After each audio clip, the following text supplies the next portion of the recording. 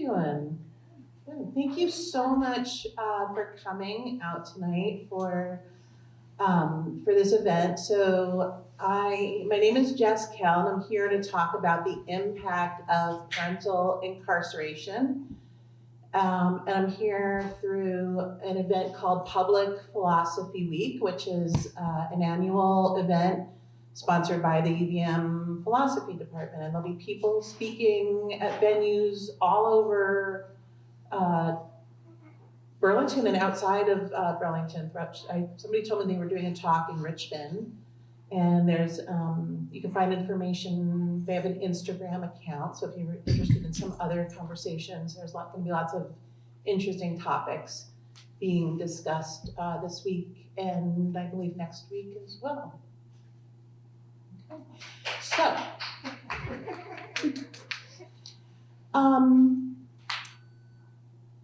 So I work for an organization called Lund, which is based here in Chittenden County.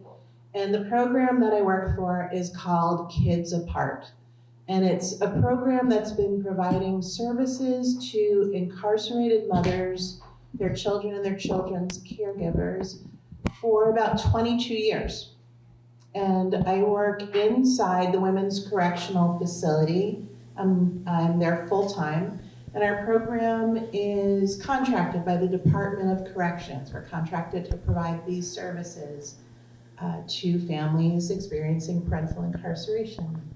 So I'm going to talk a little bit. And I really do welcome questions. I know folks, some of you are sitting further away. I want you to be comfy, but if you want to ask a question, please just raise your hand at any point, and I'm happy to sort of respond to whatever thoughts might be coming up for you as we talk about this. And I'm going to talk a little bit about our program, but also just and really about the general scope of the issue.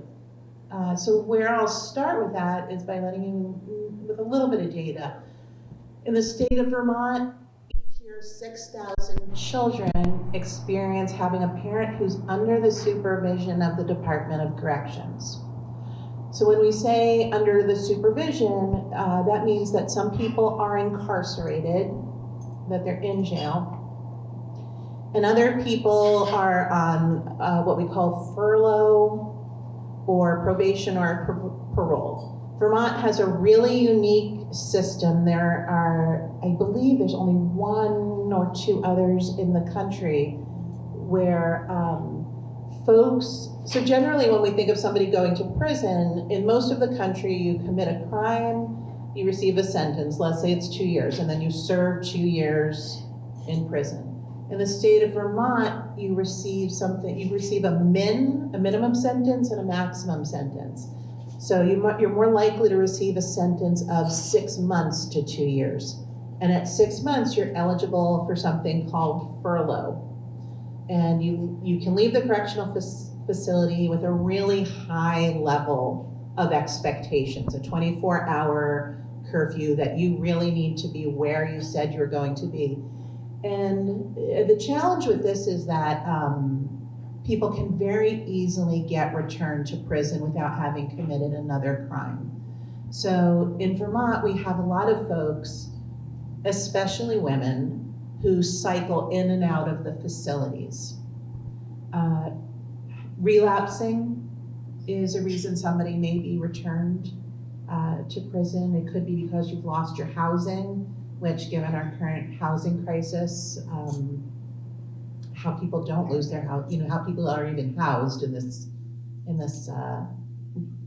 current housing climate is beyond me. And you can be having contact with people you're not supposed to, or any number of small violations can bring you back into the correctional facility. The women that are and I'm also going to I'll speak broadly, but I also talk a lot about the women because that's who I've been working with for about 17 years. So my real area of expertise is incarcerated mothers. But then also the impact on children, which is not specific to the gender of their parent in most ways. So the women that I work with currently there's about 115 or so women that are incarcerated in the state of Vermont. This is a pretty, it's a pretty small state, so the number of people that we incarcerated is relative to the size of the state. Can I ask it? Absolutely. Do you mean 115 women total or 115 mothers? 115 women. Okay, wow. Yeah, and what we know about those women is that 75 to 80% of them are moms. Most of the women that are incarcerated in Vermont are experiencing substance use disorder. Probably, I think we're talking, minimally we're talking over 90%. It's very unusual for me to do an intake with a client who is not experiencing substance use disorder. So we have folks that are, and primarily in Vermont, we're talking about opiates. We also there are people who are using, crack, occasionally methamphetamine. People who are further along in their substance use disorder may start to use some of the street drugs that are very risky. But opiates are really that primary driving addiction that we work with. So that further adds to the instability of the lives of the kids that we're talking about. The moms that I meet, when I first started this job, I was primarily working with women who had full custody of their children. They became incarcerated, and then what we were looking at is providing some sort of stability for those kids. Is there a family member, is there a friend who can take care of those kids for a short time? What do we need to put in place to help them keep those kids safe and stable? But these days, when I first meet a parent, typically those children have already been in someone else's custody. They may be under the supervision of the Department of Children and Families, DCF, or they may be living with a family member who has guardianship. But many of the moms that I meet, the children have already had disruptions in their lives. So what we know about these children is that they have witnessed domestic violence in the home. They have experienced domestic violence themselves. They've experienced sexual violence. They've witnessed human trafficking. They've witnessed drug trafficking. They've experienced significant generational poverty, and these are all what we call adverse childhood experiences. So the kids that I'm working with through this program, they've really been through and seen a lot. If a mom is incarcerated, what we know is there's a much higher chance that the dad is also incarcerated.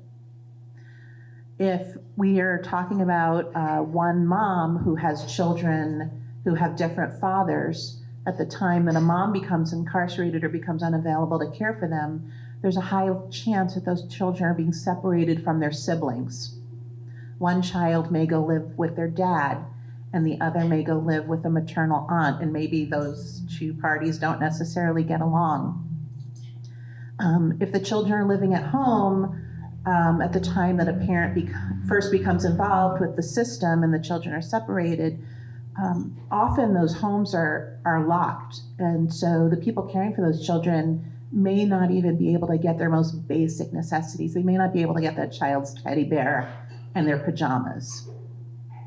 They lose their family pets when they're separated from their family. So we really are talking about just such a high level of loss for these little people. And what we don't really have in this state is any agency or organization that is specifically responsible for their needs. And most folks that are working, so a question I usually ask folks when I start talking about this is, if I say people who work with children with incarcerated parents, who might I be talking about? Teachers. Yep, teachers work with children with incarcerated parents. Who else? Nurses, school nurses, absolutely. Child care providers.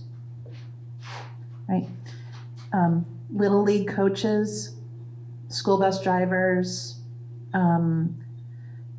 anyone that works with children who have incarcerated parents. If you have children, there have been children with incarcerated parents in their classes, on their sports teams. So those kids are all around us, and they're really very invisible, because when a child has a parent that goes to jail, they don't walk in, most of them do not walk into school and say, hey, mom and dad were arrested last night. There are kids that will do that. But for the most part, they don't. And they have been, because of the other things they've experienced, they've also learned these are things we don't talk about. I don't talk about family business outside the house. Often their teachers or their child care providers may not even be aware what this child is going through. So there's just this real stigma. And if we compare that to, and they're separated from their parents. So if we compare that to, let's say, children with parents in the military, if your parent is deployed, you're going to tell everyone about how proud, your parent is going to be gone for a very long time, and that's a significant trauma. But it's okay to talk about. But it's not okay to talk about my mom went to jail. And that's just such a huge amount of pressure to put on kids from such a young age.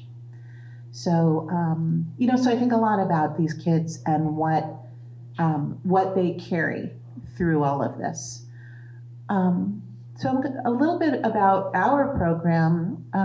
So I mentioned that 75 to 80% of incarcerated women are known to be moms.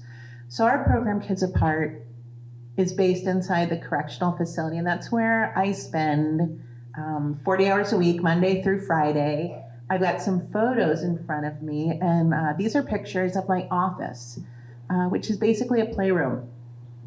So what's really clear, I think, when you look at these photos is that this is a space that's designed for children. People usually have a lot of feelings when they come into this space for the first time. The moms who have arrived at jail a week or two before the first time they come into my office for their orientation, they've been trying to hold everything together, and they walk in and they see stuffed animals and doll houses, and the tears just start flowing. I gave a few tours this week to students from Norwich University. There's a professor there who teaches a course on corrections, and he brings every semester he brings a couple of groups of students through for a tour of the facility. And those kids get very somber when they come into my space, which is always so fascinating to me, because these are kids that are probably going to be deployed as soon as they graduate. But this gets them choked up when I start talking about what these kids are experiencing. And I've seen very seasoned social workers and mental health providers have walked into my office and said, I couldn't do it. I can't do what you do. This is just too much. So there is a lot of sadness and heaviness there, and I think it's important to just kind of acknowledge it. I was asked just a few minutes ago how I manage that stress, and I want to say it's really important to me that I work 40 hours a week, and at the end of that work day, my email closes down and I don't look at it until I return the next morning. And no one person can be responsible for anything. So I'm really clear in my boundaries that I'm there for 40 hours to give my very best. But after that, I close take off my work hat. I'm like Mr. Rogers, with the cardigan and the sneakers at the end of the day. So it's a space that's designed for children, and we do have visits there. For our program, we provide group visits twice a month. Has anyone in here ever toured a correctional facility? Can you or been in a correctional facility? Can you raise your hand? Okay. So a lot of people have ideas about prisons, and we see those on television. And some of them are not even remotely close to what an actual prison is like. Most of what you see is not close to what a real prison is like. But we do have a visiting room in the prison for what are called regular visits. And a regular visit, there's 2 long rows of tables, and in the middle of the table is a plexiglass divider. And the mom sits on one, or the woman, maybe she doesn't have children, but I'll say the mom. The mom sits on one side, and if her visitors are under 12, so if she has children visiting her, they can sit on the same side of the table with her, and she's allowed to hug them, and there's some toys they can play with. If her child is over 12, they sit on the other side of the plexiglass divider, and there's no contact.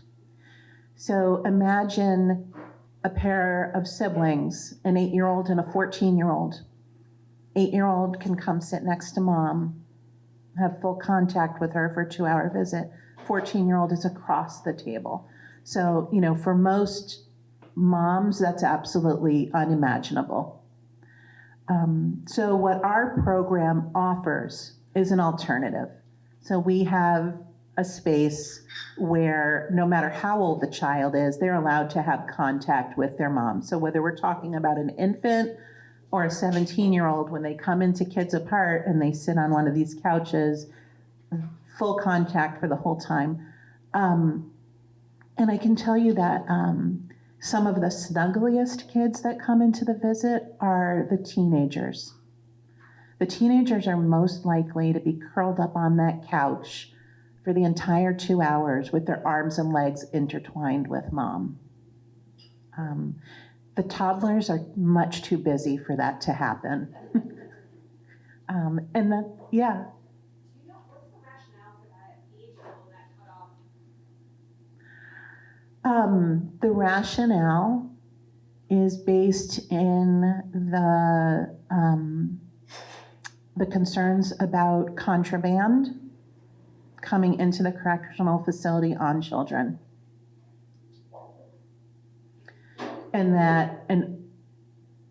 And so it's really looking at children as risk factors. And especially that and it's considering that an older child is more likely to be complicit. Although, my issue with that is a minor, they're not legally able to consent to anything else. So to consider that a 14-year-old is consenting to bringing drugs to their parent is not a view that I share, but that is the policy of the Department of Corrections. So, and to be clear, people do send drugs in on children. Like, that is a thing that's happened. Fortunately, it's rare. It's not something we experience often, but it does happen. And it's unfortunate, but with our program, we say that providing the visit is what's most important. And if something happens, if drugs come in, we're going to deal with that situation, but we're not going to. We are going to make sure that the visits happen, and we'll deal with the issue if it presents itself. So again, this space is designed for kids to be able to run around, to have physical contact, to be able to have snacks. We provide snacks for our visit. We provide pizza, veggies, and ranch dressing, because if you're going to feed a group of children, that is really the de facto food to have available. It's pretty universal, the love of ranch dressing. We do visits, so we do these group visits, and it's usually 8 to 10 moms and their kids that come in on a Saturday morning. And we also do one-on-one visits, and those visits might take place, again, this is about the needs of the child. So I try to do one-on-one visits for infants, because a group visit, we've got the energy level of like a kid's birthday party. And so with an infant, we want mom and baby to have a quiet space. Sometimes a one-on-one visit is because mom originally didn't know how long she was going to be sentenced to be in the prison. And sometimes, so after somebody goes to court, after they've been adjudicated and come to prison, it still could be, depending on the circumstances, it could be up to another 2 years before an individual is actually sentenced, especially when you're talking about some of the more serious crimes. So it can take a long time for that to happen. So for a long time, kids are saying, how long are you going to be there? And the answer is, we don't know. And what we encourage families to say is to be honest with kids. We don't want to say soon, because for a kid, and again, whether you're talking about a 3-year-old or a 17-year-old, if we say mom will be home soon, what does that mean? Tomorrow. If I'm separated from mom and someone says soon, it means I'm going to see her right away. So I really work with the moms not to use the word soon, and that it really is okay to answer a child by saying, I don't know. It's a hard thing for people to say to kids, I don't know, but it really is okay to answer it that way. So that's what we encourage. I don't know, but when I have more information, I'll let you know. So sometimes we have a visit, and it could be, I'm picturing a pair of siblings, 5 and 7 years old, in this space. The grandparents have come in as well. So we've got mom, we've got the grandparents who are the kids' caretakers, and we've got the 2 children. And we're gonna have a conversation about how long mom is gonna be here, because now she really does have an answer. And the answer is 15 years. Right? So what we know right now is you're 5, right? And so what we know right now is you are going to be living, that when people go to school for 12 years, and right now you're getting ready to go into 1st grade, and we know that you are going to do 12 grades. And so what we know is you're going to go to all your grades, and you're going to be staying with grandma and grandpa. But what's really important is that this conversation is happening with mom in the same space with these children, and with those grandparents right there with them, and that there's been a lot of work to prepare for that conversation. Yeah. To what you just shared, I mean, that's hard to hear, but also clearly the reality. In those moments, is it the mother that is responsible for delivering that news to the kiddo? Or does that fall on you or someone else in the room? Because that's heavy news to share, but who's ultimately responsible? Yeah. I'm going to take a slightly circuitous way to answer that question and say, so Kids Apart is a program that exists to support the moms in the state of Vermont. So without a program, how does that conversation happen? Does it even happen?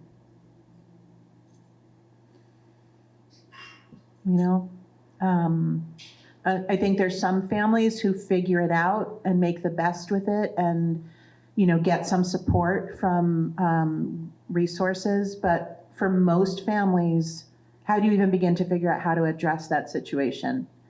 So with the families that are clients of our program, there's a lot of work that goes into supporting them before we get to that point. And then it is the mom that's having that conversation with the kids. And the grandparents who are their caregivers, or the aunt and uncle or whomever is there to be part. So what we're also saying is these 3 people that are sitting here with you are your family, and they are going to continue to be your family. And you're going to keep coming here to visit mom, just like you have been. We're going to keep doing those visits on Saturdays, twice a month. And mom's going to keep calling at bedtime every night. And we're going to keep, having video visits and all those things. And we're going to answer any questions that you have today or at any point. So there's a lot of work that goes into supporting that. And I wish that this was available to every child whose parent was incarcerated. And I think it's incredibly unfortunate that It isn't, and that's the reality. One of the things that we have been working on in our program that we are incredibly hopeful about. So like I said, this program is for the moms in Vermont and has existed since 2003. There's no reciprocal program for incarcerated fathers in this state. And I have been advocating for years that there should be. My supervisor, Kim, and I have been going back and forth to Montpelier multiple times this year. Well, actually, let me rewind. I went to Montpelier last year and testified with the House Corrections and Institutions Committee, and they wanted to know how they could do a better job with dads. And they wondered if they could start visits. And I said, well, you can, but you really need a program. It's what happens Monday through Friday in the work with the family that supports and makes a successful visit on a Saturday. And several of our state reps agreed that this was really important. And after a summer study, they wrote a bill. So there's a bill in the Vermont State House right now. If you one of those people that likes to follow bills, it's H219. It passed through the House and was voted into the Senate. So now we're waiting to see what the Vermont Senate does, and if they approve it, there will be a law in the state of Vermont that says all incarcerated parents have the right to a parenting program. Yeah. Would it be helpful for us to call our senators and advocate for it? As soon as I get the next notification from the Senate, I will put out the bat signal for support. Yeah. Is your background in social work or political science or in psychology? I have a degree in child development, and I thought I was going to be a preschool teacher. And I taught preschool for a few years and realized that was not where I was meant to be. And I didn't really know where I was supposed to be, but I knew that wasn't exactly right. And then one day I was out at a play group with with one of my kids, and I ran into a good friend who was also there with her children, and she worked for an organization called the Vermont Children's Aid Society, and she told me that they had just gotten a grant to provide parenting services for incarcerated moms.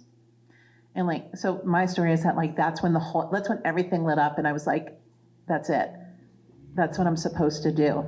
And so I waited until a position opened up a few years later, and I applied for it, and they were looking for someone with a master's degree.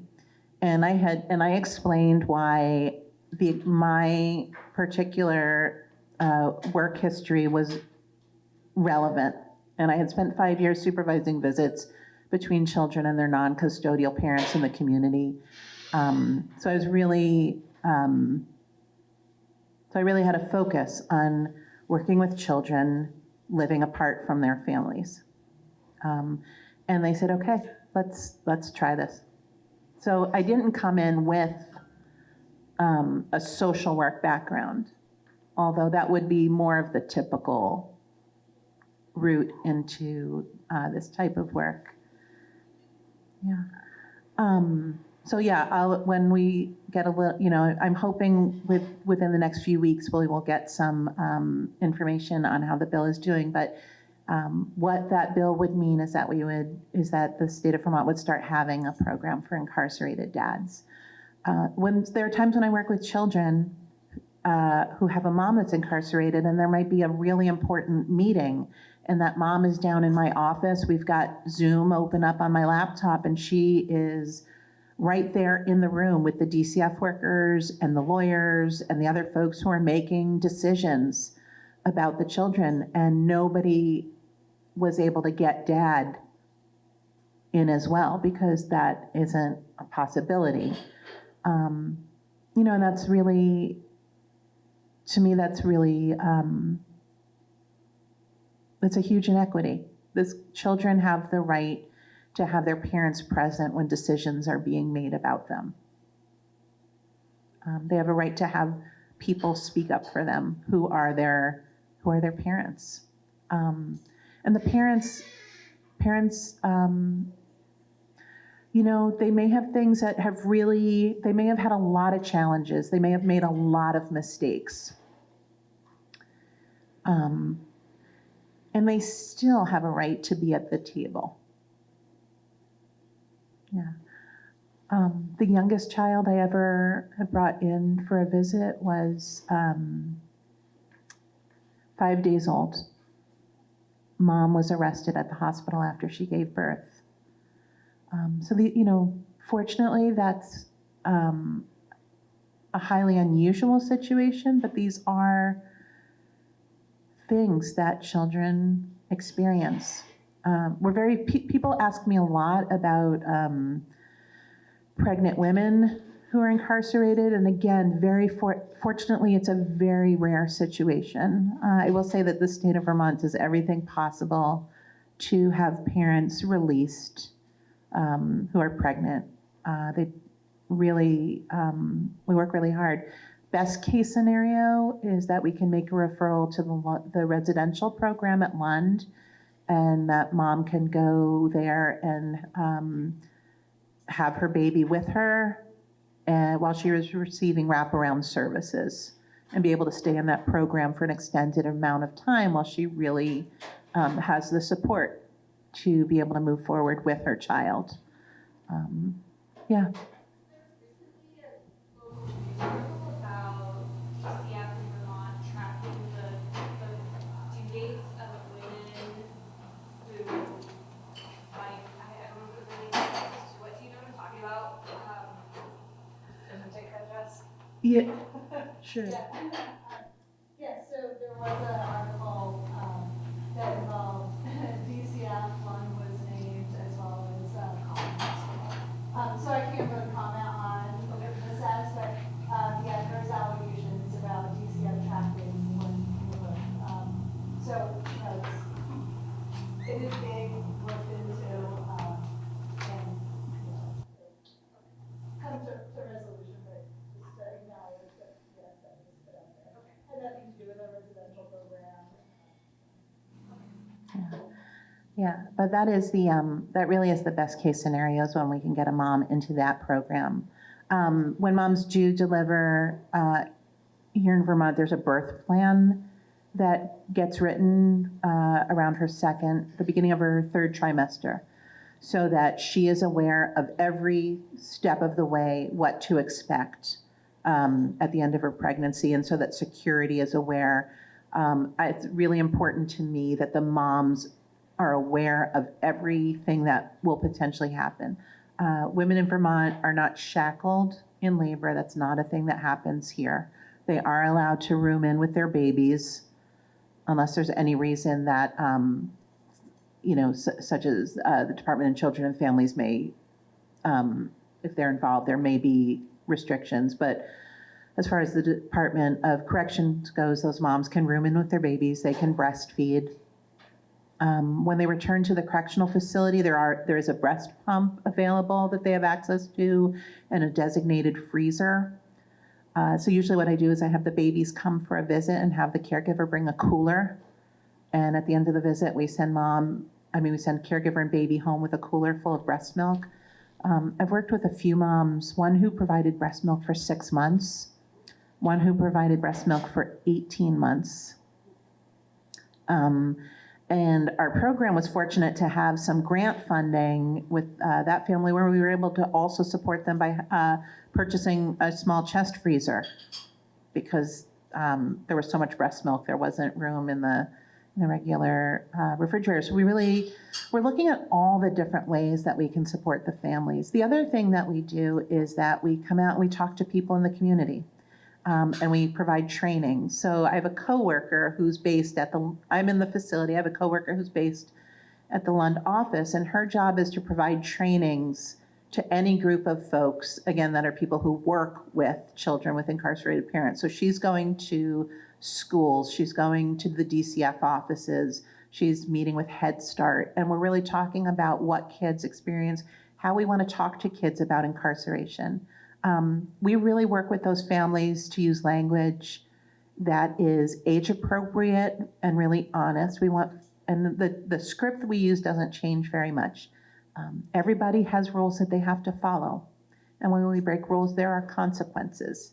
Grown-up rules are called laws, and when a grown-up breaks one of those rules, a person called a judge may say that they have to take a time out. And mom broke one of those rules, and she's at the place where moms take a time out. Some kids will have follow-up questions that and the mom, I talk to the moms and they always know which one of their kids is going to be the one that's going to look them right in the eye and say, which rule did you break? And they're always like, oh yeah, my middle son, he's the one that's going to ask that. The other two won't care, but that one's going to have a lot of questions. And, and then the thing is, we're talking about addiction. And we're talking about harm. And as far as addiction, we do not have good language in our culture to talk about it. Most people use it. They'll say, well, I can't talk about addiction to a 4-year-old. We can talk about addiction to a 4-year-old. And the way that I usually sort of get the idea rolling is, that we want to say things like, when you're sick, who do we go to see? Where do we go when we're sick? Doctor. And if you need medicine, what does the doctor write? Prescription. And then where do we go to get the prescription? We go to the pharmacy, right? The drugstore. And those people, those doctors and pharmacists, go to school for a very long time to learn all about how to give people medicine and be safe. And it's really important that we keep everybody safe. And sometimes people use medicines that didn't come from the doctor or the pharmacy, right? And that mom has been, and when we talk about that, we say that person is, the way the word we use is drugs. We say that people are using drugs. And that sometimes when people are using drugs, things happen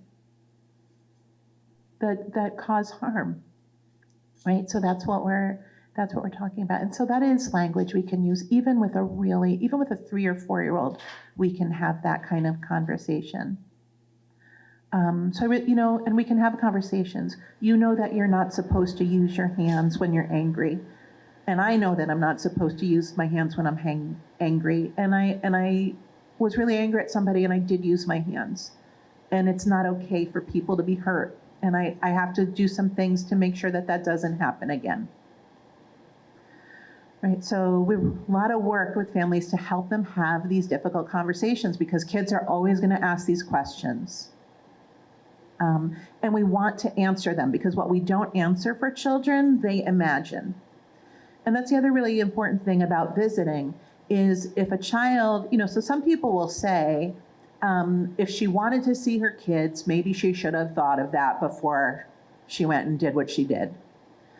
I don't agree with that. I think that kids love their moms, and we never want a kid to think that their mom or dad doesn't want to see them. Right? There are some situations where that parent has caused harm to a child where it's not appropriate. But those are very specific situations. We always want to listen to a child, any child that says, I don't want to see her. Okay, we're going to respect your choice. You get to set boundaries for yourself and your body, and we're going to listen to you. But most kids want to have contact with their parents. And they need to know that their parent wants to see them. Because we don't want to further the harm by setting up a situation where they don't get to have that option.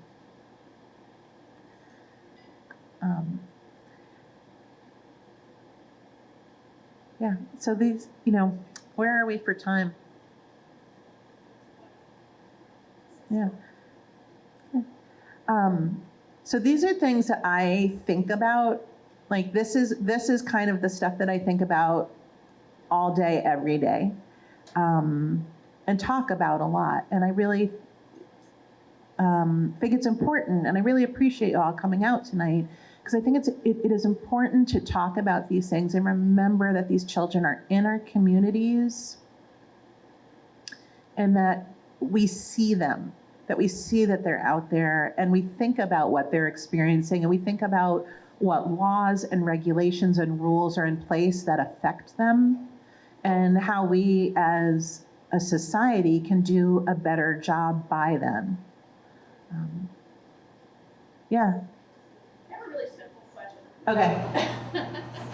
So when you talk about those conversations that you're facilitating between moms and their kids, Yeah. like explaining what holding on broke, that's really an accountability conversation, right? Would you say? Absolutely. And so even though, you know, the mom's in prison as accountability to society, right? Mhm. It's also her taking ownership to her kids for the fact that they're a part, right? Right. So my question for you is, do you see ways in the broader culture to help people learn those accountability skills? Like since you've been in the, like at the heart of helping people do that, right? It's interesting. I mean, because like, all right, so here's one of the bigger issues. Everyone in this room has caused harm to another person. We all have. Because we're human, right?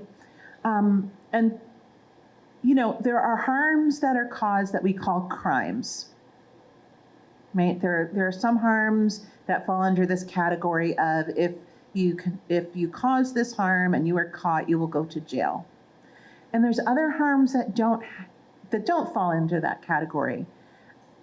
But you know, so like that, let's talk about an individual who committed an armed burglary, right?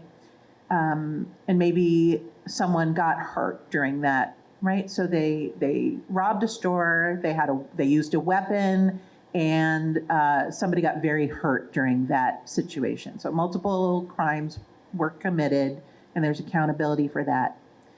And then there's the harm of, and now I'm away from my child, and my child is now living in a foster home because there was no immediate family member available to care for them, right? So there has to be, we all have to learn better ways of being accountable. I did a training a couple of weeks ago, which was really amazing. I got to spend, and Kim was there as well, and a bunch of our colleagues who work with the women in the correctional facility, because there's actually a few really amazing programs in the correctional facility for women here in Vermont. Vermont Works for Women is there, Mercy Connections, a program called Divas, which is a domestic violence program that is the Vermont Network Against Domestic and Sexual Violence has a program which is specifically inside the facility. So we have these amazing programs and amazing humans that I get to work with every day. And we took this training, which is about healing-centered practice. And we got to spend 3 days really immersed in not just looking at trauma through the lens of, so we talk about like a trauma-focused lens. So we get to look at it not just through the, okay, we understand that this person has experienced trauma and that's why they're in this situation, but really looking at what is the healing work. I mean, and this was just such amazingly transformative, training that we were fortunate to participate in.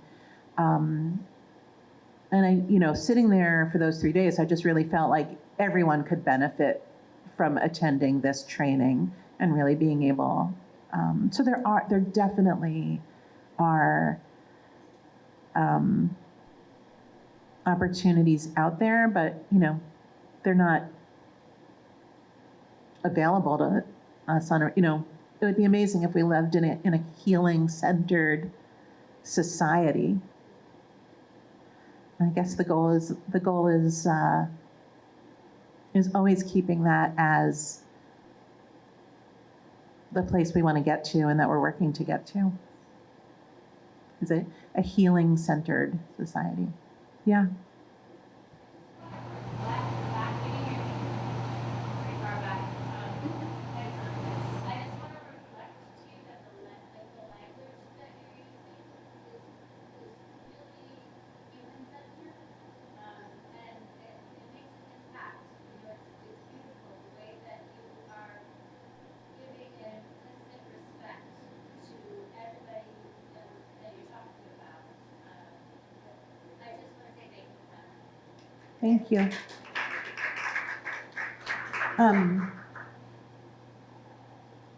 Okay, are there any other questions or yeah?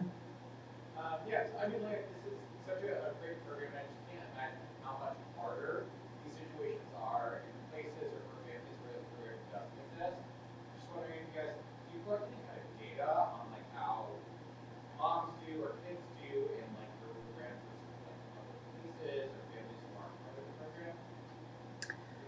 We don't have I mean, there is data available that we can look up online. We don't have specific data comparing like our type of program. And it's always, I just always feel like the real truth of it, like I think data is very important, don't get me wrong. And I know that I have lots of wonderful colleagues who are statisticians and data people, but I am a storyteller, and I believe that the narratives I could give you data, but I can give you stories, which I think are just so much more impactful. And I also just think that one of the things that people, and I have an answer to the person in the back who has the question or had the comment before you. I still have a response to that I'm going to circle into because but I think that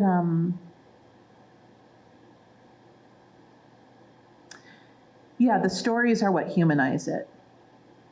And for me, that is the most important thing. And I'm going to leave you with a little story. And this is, I don't tell this very often, but it was an interaction that impacted me deeply. So maybe 15 years ago, I was working with a mom who was pregnant and was going to deliver while she was incarcerated. And a few of the other women came to me and they said, we want to throw her a baby shower. We've been crocheting little things for her and making things for her, and she deserves a baby shower. And I was like, all right, we're gonna, I guess we're gonna figure out how to do that. And I went to the, to the superintendent. And I was like, so I want to throw a baby shower, help the moms throw a baby shower. And they were like, oh, okay. And, I was like, okay, I know I can't do this, this, or this, but we're going to do this. And they were like, all right, okay, go ahead. So I got permission, and the women were busy crocheting. Crocheting is a very big part of life inside a women's facility. So everybody was busy crocheting these beautiful little teeny tiny baby things, and I would have them come down to my office, and we were wrapping them up in tissue paper and getting everything ready. And I was trying to pull together a few little snacks so we could make it festive. We decorated the room.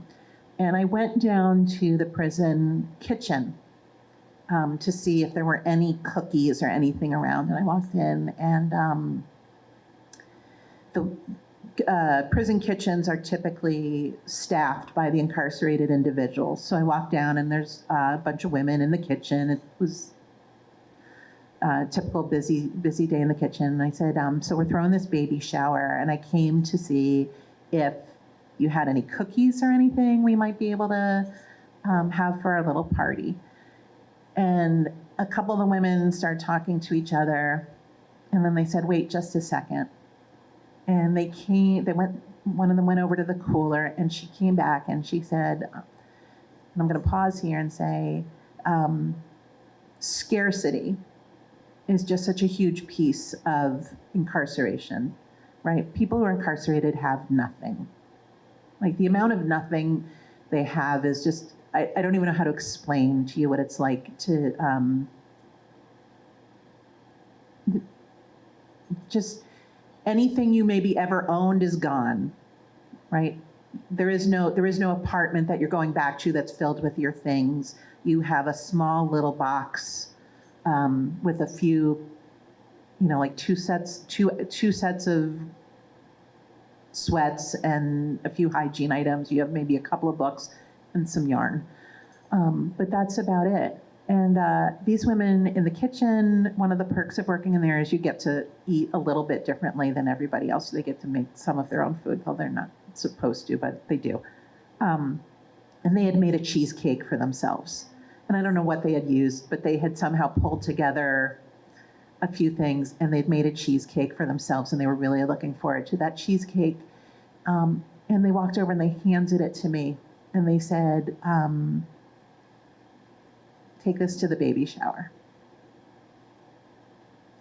And I've had so many experiences in there, but that one stays with me, that people who had nothing were so willing to. There was a pregnant mom, and all they wanted was her to be able to have a couple of hours of something special and something sweet. And, so in terms of like humanizing, like, I'm grateful to be able to be in there and have those experiences, so that incarcerated people are not just some imaginary thing that I saw on TV, but that they are, so that's what allows me to be able to humanize folks, is that they're human. And I get to spend time with them on a regular basis and care about their kids.